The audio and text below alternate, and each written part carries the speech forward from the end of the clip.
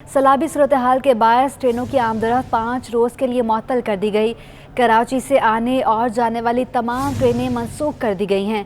मुसाफिर अपना मुकम्मल रिफंड ले सकते हैं। पाकिस्तान रेलवेज़ ने रेड अलर्ट जारी कर दिया। तमाम डिवीजन्स में कंट्रोलर रूम कायम कर दिए।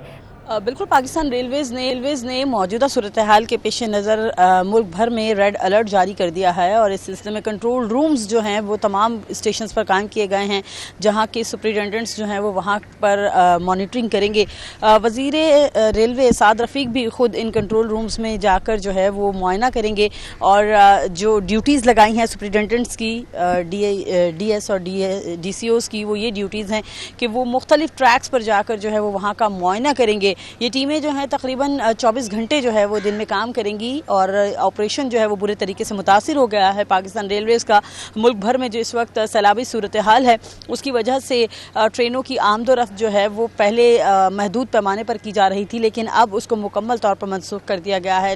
तमाम ट्रेनें जो हैं वो कल यानी कि 26 तारीख से अब 30 अगस्त तक जो है वो मुअत्तल रहेंगी। इस ऑपरेशन को मनसूख किया गया है। तमाम ट्रेनों के जो पहले से एडवांस बुकिंग हो चुकी थी, मुसाफिरों से कहा जा रहा है कि वो मुकम्मल रिफ़ंड ले सकते हैं।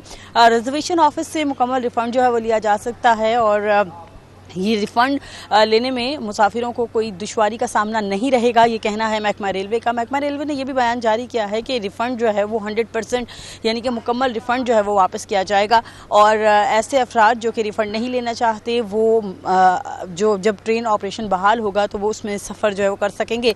इसके अलावा इस वक्त कराची कैंट स्टेशन की सूरत हाल ये है कि बिल्कुल यहाँ पर सन्नाटा है, कोई पैसेंजर जो हैं वो यहाँ पर नहीं है, ना ही यहाँ पर जो है वो ट्रेन मुल्क के दीगर शहरों के रवानगी के लिए तैयार हैं। ये मेरे बैग पर जो ट्रेन आप देख रहे हैं ये वहाँ से यानी कि जो ट्रेनें कल निकल चुकी थी पहले से इस अहकाम के पहले से जो निकल चुकी थी उनके पहुँचने का सिलसिला तो अलबत्ता जारी है, लेकिन कोई नई ट्रेन यहाँ पर प्लेटफॉर्म पर नहीं है जो कि यहाँ से रवाना की जा सके। महकमा रेलवे का कहना है कि सूरत हाल के पेश नज़र आगे देखेंगे सूरत हाल क्या है, उसके बाद फैसला किया जाएगा कि आया 30 तारीख के बाद इस ऑपरेशन को बहाल किया जाता है या फिर इस डेट को एक्सटेंड किया जाएगा।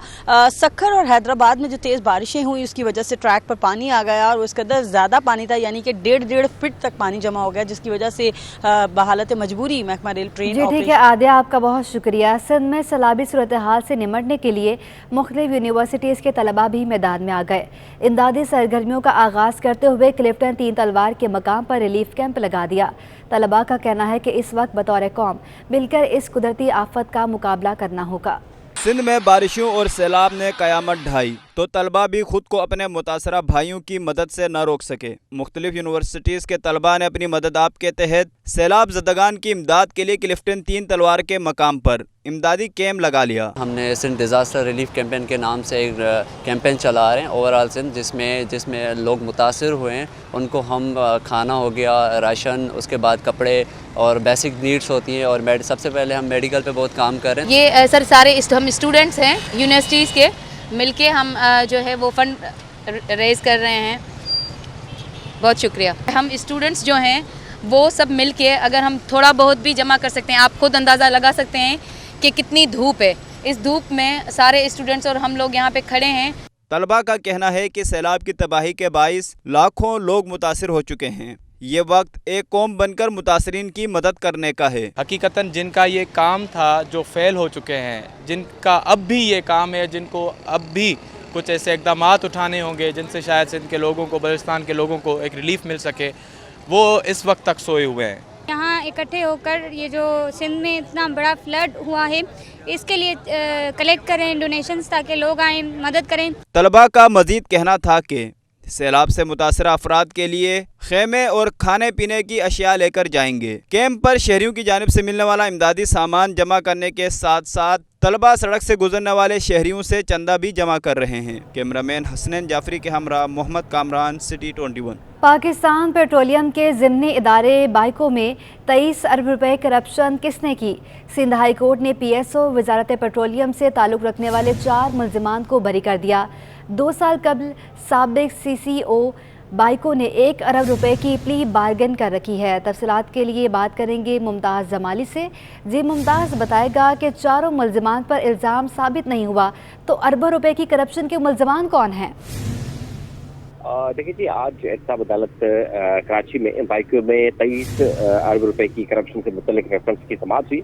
अदालत ने 4 मुल्ज़मान की बरीयत की दरख्वास्त पर फैसला सुना दिया है। अदालत ने 4 मुल्ज़मान की बरीयत की दरख्वास्त जो है वो मंजूर कर ली है। अदालत ने मुल्ज़िम साबिर हुसैन, नज़र अब्बास जैदी, जुल्फ़कार जाफरी और अख्तर ज़मीर जो है इनकी जो दरख्वास्त है वो मंजूर कर ली है। वकील मुल्ज़मान का ये मौक़िफ़ है कि चारों मुल्ज़मान के खिलाफ अख्तियारात के नाजायज़ इस्तेमाल की शवाहिद नहीं मिले हैं। मुल्ज़मान के तमाम काम जो है कानून के मुताबिक थे। मुल्ज़मान के वकील का यह भी मौक़िफ़ है कि अदालत चाहता है कि मुल्ज़मान को बरी किया जाए, जबकि दूसरी जानिब रेप का ये मौक़िफ़ है कि मुल्ज़मान का ताल्लुक PSO और मिनिस्ट्री ऑफ पेट्रोलियम से है। जबकि अदालत साबिक CEO बाइक को कामरान इफ्तिखार लारी की 1 अरब रुपए से ज़ायद की जो प्ली बार्गिंग की दरख्वास्त मंजूर कर चुकी है। अदालत ने 24 अक्टूबर 2020 को कामरान इफ्तिखार लारी की दरख्वास्त मंजूर की थी। नेब का ये मौक़िफ़ है कि मुल्ज़मान पर 23 अरब से ज़ायद की करप्शन का इल्ज़ाम है, जबकि अदालत ने जमात ने कि मुल्ज़िम नईम या मीर के खिलाफ इश्तिहारी करार देने की कार्रवाई मुकम्मल होने के बाद जो है केस दाखिल किया जाएगा। मुल्ज़िम की इश्तिहारी करार देने की कार्रवाई मुकम्मल होने के बाद दायमी वारंट गिरफ्तारी जो है अब वो जारी किए जाएंगे। जी ठीक है मुमताज़, आपका बहुत शुक्रिया। इमरान खान, असद उमर और फवाद चौधरी को तौहीन इलेक्शन कमीशन के नोटिस के बाद असद उमर ने नोटिस अदालत में चैलेंज कर दिया। सिंध हाई कोर्ट में दायर दरख्वास्त में मौक़िफ़ अपनाया कि इलेक्शन कमीशन का नोटिस बिला जवाज़ और गैर कानूनी है। तफ़सीलात जानेंगे मुमताज़ जमाली से। जी मुमताज़। देखिए जी, इमरान खान, फवाद चौधरी और असद उमर को जो है इलेक्शन कमीशन की जानिब से तौहीन इलेक्शन कमीशन के नोटिस का ये मामला है, जिस पर असद उमर ने इलेक्शन कमीशन का जो शोकाज नोटिस है वो अदालत में चैलेंज कर दिया है और दरख्वास्त में ये मौक़िफ़ अख्तियार किया है कि इलेक्शन कमीशन का नोटिस बिला जवाज़ और गैर कानूनी है। जबकि इलेक्शन कमीशन के नोटिस के मुताबिक कि इमरान खान ने 12 जुलाई को बखर में जलसे के दौरान चीफ़ इलेक्शन कमीशन के ख़िलाफ़ तौहीन आमेज़ जो है वो बयान दिया था। उनके नोटिस के मुताबिक मज़ीद ये भी कहा गया है कि इमरान खान ने बखर जलसे में इलेक्शन कमीशन पर बेबुनियाद जो है वो इल्ज़ामात लगाए थे, जबकि नोटिस के मुताबिक इलेक्शन कमीशन पर जो इल्ज़ामात हैं वो बेबुनियाद हैं। इलेक्शन कमीशन ने इमरान खान और दीगर को 23 अगस्त को ज़ाती हैसियत में तलब किया था, लिहाजा आज असद उमर ने जो है उस नोटिस को सिंध हाई कोर्ट में चैलेंज कर दिया है और तौर पर। जी ठीक है, बहुत शुक्रिया मुमताज़ आपका। मीडिया से गुफ्तगू में असद उमर ने कहा कि आइन वाज़े है, इलेक्शन कमीशन अदालत नहीं है। PTI के खिलाफ इलेक्शन कमीशन के फैसलों की कानून में कोई गुंजाइश नहीं।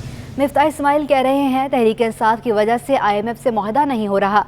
मिफ्ताह इस्माइल, आपसे तो नवाज शरीफ भी खुश नहीं हैं। आपको बताएं कि मीडिया से गुफ्तगू करते हुए असद उमर ने कहा है कि आइन वाज़े है, इलेक्शन कमीशन अदालत नहीं है। मज़ीद क्या कहा, आइए आपको भी वो सुनवाते हैं। और मिफ्ताह इस्माइल साहब ने जो है वो भी प्रेस कॉन्फ्रेंस भी कर दी और अब वो सारा मलबा डालने की कोशिश कर रहे हैं कि तहरीक इंसाफ की वजह से IMF का प्रोग्राम जो है वो नहीं हो रहा। मिफ्ताह इस्माइल साहब, आपकी नाकामी की गवाही जो है वो बाकी पाकिस्तान तो छोड़ें, वो तो नवाज शरीफ दे रहे हैं। शरीफ चाहते हैं कि आपको मुअत्तल कर दिया जाए क्योंकि आप नाअहल साबित हुए हैं और आप अपनी बुनियादी जो जिम्मेदारियां उसको पूरी नहीं कर सक रहे। आपने पाकिस्तान के अवाम की ज़िंदगी मुश्किल तरीन कर दी है। पाकिस्तान की तारीख में वो अफरात-ए-ज़र नहीं देखा गया जो आपकी हुकूमत लेकर आई है।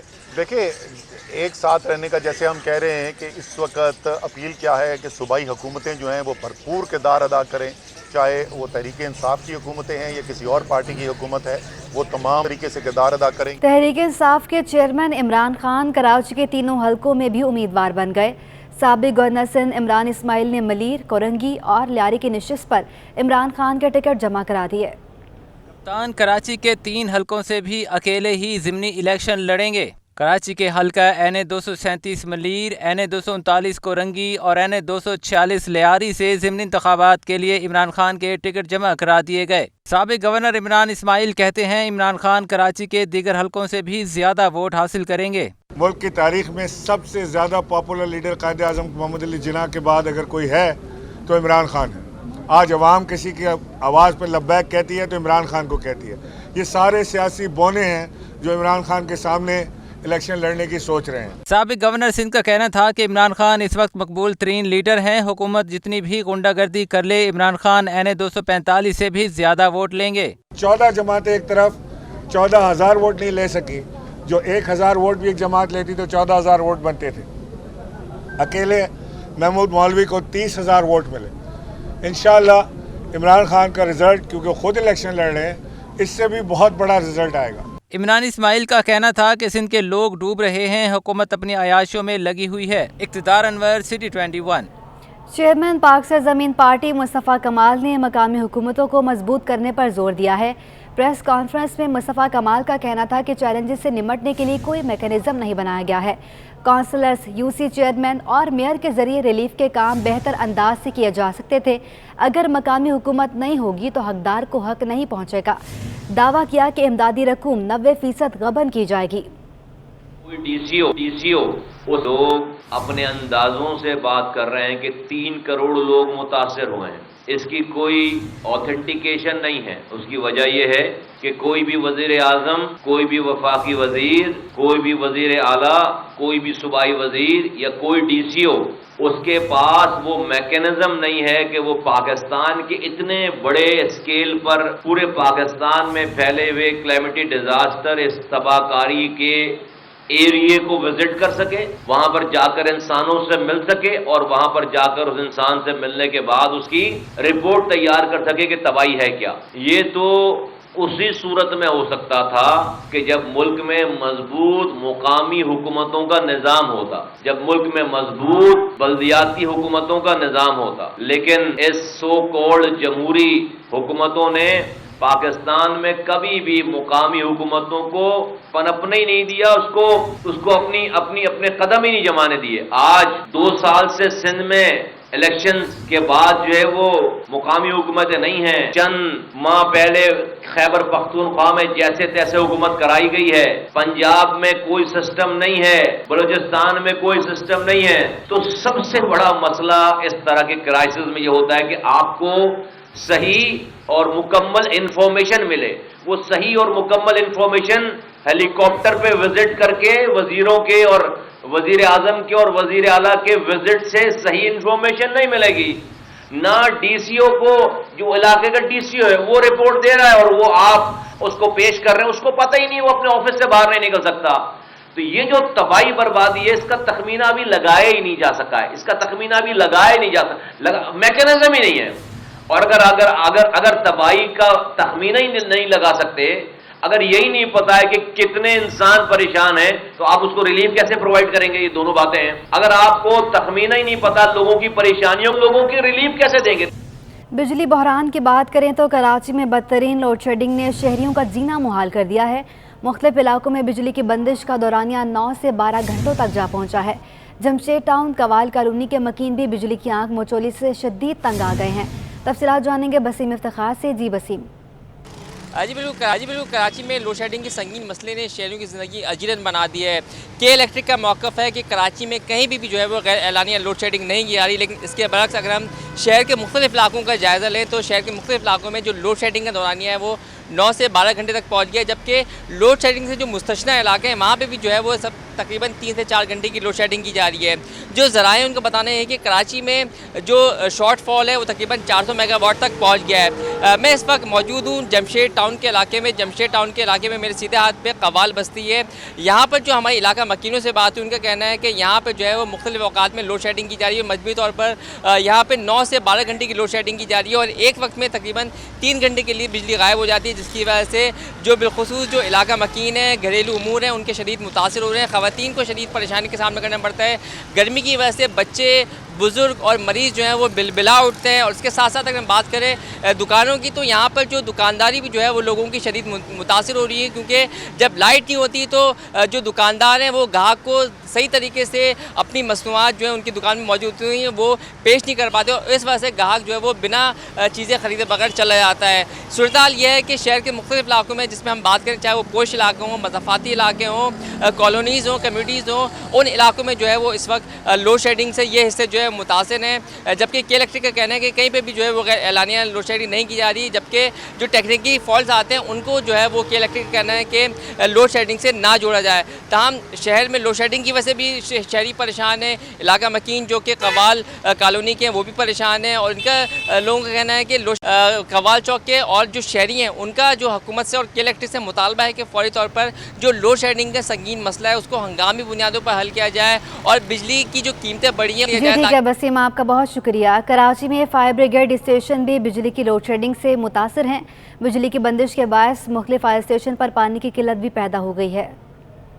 शहर कायद में बिजली की बदतरीन लोड शेडिंग ने फायर ब्रिगेड के अमले को परेशान कर दिया। शहर के मुख्तलिफ फायर स्टेशन को हालिया दिनों मोटर की खराबी और पानी की किल्लत का सामना है। फायर ब्रिगेड के मरकजी दफातर समेत मुख्तलिफ फायर स्टेशन पर बिजली की गैर एलानिया लोड शेडिंग मामूल का हिस्सा बन चुकी है, जबकि मोटर बर वक्त न चलने के बायस दूर दराज से आने वाली गाड़ियों को पानी भरवाने में शदीद दुश्वारी का सामना है। अब बिजली न होने से जाती बात मोटर नहीं चल सकती, मोटर नहीं चलेगी तो पानी नहीं होगा।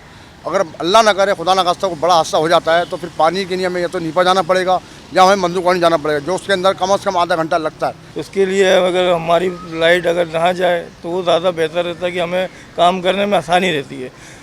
बिजली ना होने की वजह से हमारे बहुत से मामला जो हैं वो ख़राब हो जाते हैं, ऑफिस वर्क ख़त्म हो जाता है क्योंकि कोई बैठता नहीं है कमरों के अंदर अपने। अहम तरीन महकमे में मुतबादिल बिजली की फरहमी से मुतालिक गैर जरूरी इकदाम पर हुकूमत खामोश तमाशाई बनाई दिखाई देती है, जिसके बायस किसी भी वक्त शहर में नाखुशगवार वाक़या रूनुमा हो सकता है। कैमरामैन मोहम्मद हसनैन के साथ शोएब मुख्तार, सिटी 21। सुरजानी टाउन के सेक्टर 4B में वाक़या government boys secondary school Shamim इंतजामी गफलत का शिकार है। 450 तलबा के लिए फर्नीचर है और ना ही निसाबी किताबें। बच्चे दरियाँ और चटाई बिछाकर ज़मीन पर बैठकर तालीम हासिल करने पर मजबूर हैं। ये मनाजिर किसी पसमानदा गांव गोट के नहीं बल्कि सरजानी टाउन की दरसगाह के हैं। स्कूल में बेंचेस हैं और ना दीगर फर्नीचर। ग्राउंड बारिश के पानी में डूबा हुआ है, जबकि वसी रकबा जंगली पौधों के हिसार में है।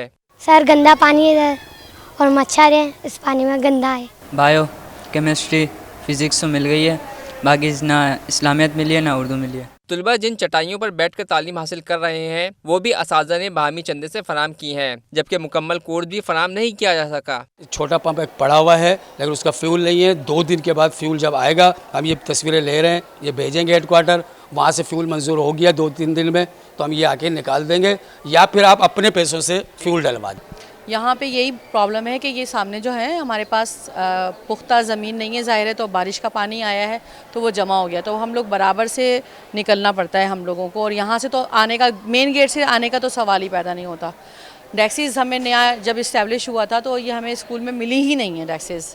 स्कूल के ग्राउंड में जमा बारिश के पानी में मच्छरों की बहतात है। असातिज़ा और गैर तदरीसी अमले की सेहत भी दाव पर लगी हुई है। कैमरामैन आगा रफीक के हमरा रिजवान अहमद, सिटी 21। अब आपको बताएं कि अंदरूनी मुल्क तबाहकुन सैलाब सब्जियों की कीमतों में इजाफे का सबब बन गया। टमाटर 20 रुपये महंगा होकर 280 रुपये किलो तक पहुँच गया।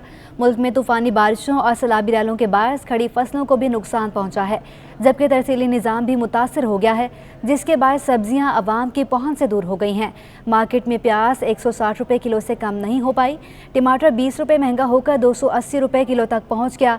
सफ़ेद आलू 60 और लाल आलू 70 रुपये किलो तक फ़रोख्त किया जा रहा है। हरा धनिया 30 और पुदीना फी गड्डी 25 रुपये में फ़रोख्त की जा रही है। पालक 200 रुपये किलो तक पहुँच गई। अब आपको बताएं कि एक हफ्ते में इंटरबैंक में डॉलर 6 रुपये 1 पैसे महंगा हुआ। 7 रोज़ में डॉलर 214.65 रुपये से बढ़कर 220.66 रुपये पर बंद हुआ है। आपको बताएं कि इंटरबैंक में डॉलर 6 रुपये 1 पैसा महंगा हो गया है। 7 रोज़ में डॉलर 214.65 रुपये से बढ़कर 220.66 रुपये पर बंद हुआ है। आपको बता रहे हैं कि इंटरबैंक में डॉलर मज़ीद बढ़ता जा रहा है और आज 6 रुपये 1 पैसे महंगा हुआ है। 7 रोज़ में डॉलर 214.65 रुपये से बढ़कर 220.66 रुपये पर बंद हुआ है। एक हफ्ते में इंटरबैंक ने उड़ान जारी रखी और 7 रोज़ में डॉलर मज़ीद बढ़ता गया और अब डॉलर 220.66 रुपये पर बंद हुआ है। तफसीलात जानेंगे अशरफ खान से। जी अशरफ। जी देखा जाए इस हफ्ते में रुपये की कदर में तेजी से कमी देखी गई है और यहाँ पे अहम वजह ये है कि डॉलर की तलब की वजह से रुपये की कदर में कमी हुई और एक हफ्ते का जो डेटा सामने आया है, एक हफ्ते के दौरान अगर देखा जाए तो अमेरिकी डॉलर जो है जिसमें नुमाया इजाफा हुआ है और यहाँ पे जो इम्पैक्ट आया है उसका, जिसमें ओपन मार्केट में इंटरबैंक में भी उसके बाद जो है देखा जाए तो पहली बार देखा जाए एक हफ्ते में जो इंटरनेशनल में डॉलर 6 रुपये एक पैसे महंगा हो गया, जो कि 20 रुपये 66 पैसे पे बंद हुआ। इसके साथ ही ओपन मार्केट में जो डॉलर जो है एक हफ्ते में 10 रुपये महंगा हो गया, और उसका असर ये है कि 220 रुपये से बढ़कर 230 रुपये तक पहुँच गया। साथ ही दीगर करेंसी भी महंगी हुई है, उसकी वजूहत जो बताई जा रही है कि रुपये की में जो दबाव तक है, सलामती अदायगी है, दीगर अदायगी है, साथ ही डॉलर की स्मगलिंग हो रही है जिसकी वजह से रुपये पर असर देखा जा रहा है। और उसके बाद सिर्फ डॉलर ही दीगर करेंसी भी महंगी हुई है। एक हफ्ते में देखा जाए जो स्टेट बैंक के ज़खायर में 8 करोड़ 70 लाख डॉलर कमी के साथ अगर 80 करोड़ डॉलर रह गए हैं। इसके साथ ही ओपन मार्केट में देखा जाए दीगर करेंसी भी वो महंगी हो गई है। उसका असर ये देखा जा रहा है कि डॉलर जो है 10 रुपये महंगा हुआ है। इसके बाद यूरो की बात करें वो भी 10 रुपये महंगा होकर 230 रुपये पहुँच गया। एक हफ्ते में बरतानी पाउंड 8 रुपये इजाफे से 270 रुपये पर पहुँच गया। मार्ची दरम भी 3 रुपये 80 पैसे महंगा होकर 64 रुपये पर पहुँच गया। सऊदी रियाल 3 रुपये 80 पैसे महंगा होकर 61 रुपये 50 पैसे पर पहुँच गया। जी अशरफ, हम अपने नाजरीन को स्टॉक मार्केट के हवाले से आप बताएं कि एक हफ्ते में स्टॉक मार्केट में मंदी के बादल छाए रहे। एक हफ्ते में 100 इंडेक्स में 679 पॉइंट्स की मंदी हुई। एक हफ्ते में 100 इंडेक्स 1.56% कमी से 42,591 की सतह पर बंद हुआ है। अशरफ, इस हवाले से अपडेट कीजिएगा। जी देखा जाए हफ्तावार जो रिपोर्ट है स्टॉक मार्केट की, उसमें देखा जाए एक हफ्ते में 100 इंडेक्स में 679 पॉइंट की मंदी हुई और 100 इंडेक्स 1.56% कमी से 42,591 की सतह पे बंद हुआ। एक हफ्ते में 40 अरब रुपए मालियत के 1 अरब 25 करोड़ शेयर का कारोबार किया गया और शेयर की कीमत कम होने से मार्केट कैपिटलाइजेशन 91 अरब रुपए कमी के 7,110 अरब रुपए रह गई है। और देखा जाए मुसलसल 4 हफ्तों से तेजी के बाद प्रॉफिट की वजह से मंदी देखी गई है, माहिरीन का कहना है। साथ ही इस हफ्ते के दौरान स्टेट बैंक की जानिब से शेयर 15% बरकरार रखने के लिए स्टॉक मार्केट पर असरात देखे गए।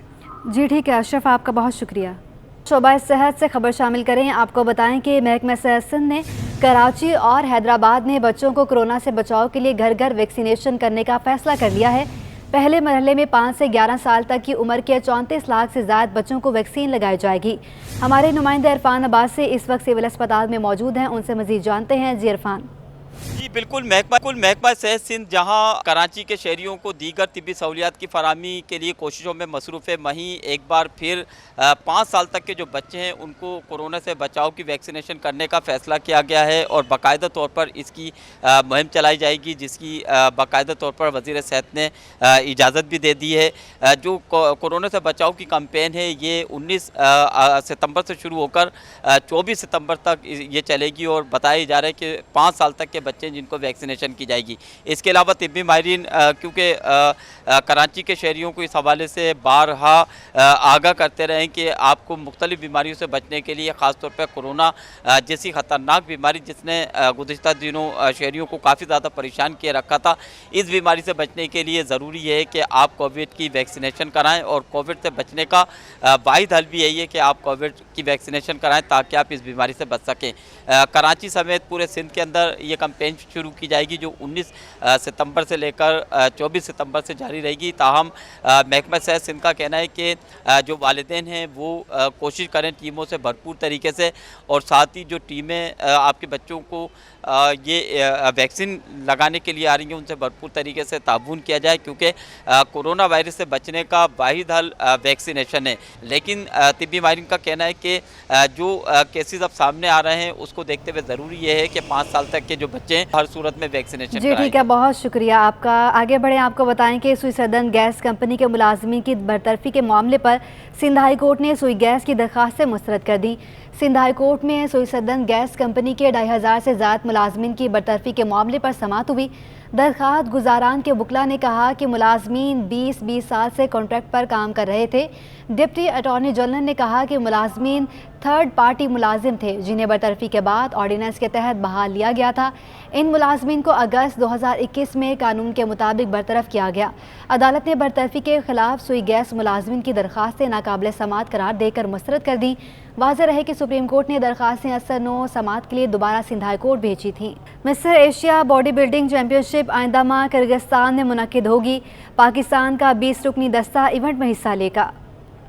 Mister Asia body building championship के लिए कौमी तनसाज़ों ने तैयारी पकड़ ली। खिलाड़ी खूब मेहनत कर रहे हैं ताकि इवेंट में अच्छे नताइज हासिल किए जा सकें। पाकिस्तान बॉडी बिल्डिंग फेडरेशन के सीनियर नायब सदर मोहम्मद आमिरुल्लाह खान ने सिटी 21 से खुसूसी गुफ्तगू करते हुए बताया कि पहली बार पाकिस्तानी तनसाज़ों की बड़ी तादाद मिस्टर एशिया कप में हिस्सा लेगी। हमारी टीम पाकिस्तान की हिस्ट्री की, बॉडी बिल्डिंग की हिस्ट्री की सबसे बड़ी टीम मिस्टर एशिया खेलने 1 सितंबर को पाकिस्तान से हम फ्लाई करेंगे। 2 से 5 सितंबर तक बिश्केक किर्गिस्तान में खेली जा रही है मिस्टर एशिया कॉन्टेस्ट। 16 तनसाज और 4 ऑफिशियल समेत दस्ते में 20 अरकान शामिल होंगे। मोहम्मद आमिरुल्लाह खान ने बताया कि मिस्टर पाकिस्तान फिदा बलोच और दीगर बासलाहियत तनसाजों से बेहतर नताइज की तवक्को है। तैयारी बहुत अच्छी है, चूँकि जब आप एक प्लान करके आते हो और एक अच्छी टीम, आपकी ट्रायल्स अच्छे होते हैं, प्रॉपर एक अच्छी टीम बन जाती है, इंतज़ामी उमूर अच्छे होते हैं, तो एक टीम वैसी एक अच्छी टीम आ जाती है और स्पॉन्सर्स मिल गए हैं, बच्चों को कोई परेशानी नहीं है। Mister Asia body building championship 2 सितंबर से 5 सितंबर तक किर्गिस्तान में मुनक्कद होगी। कैमरामैन फरहान अहमद के साथ जावेद इकबाल, सिटी 21। कराची के साहिल पर मट्टी के फनकार ने अपनी महारत का इजहार करते हुए रेत पर कायद आज़म का मज़ार, जलपरी, दराए खैबर और दीगर चीज़ें बनाकर सबको हैरान कर दिया। इस मट्टी ने और क्या क्या बनाया है, देखते हैं इस रिपोर्ट में।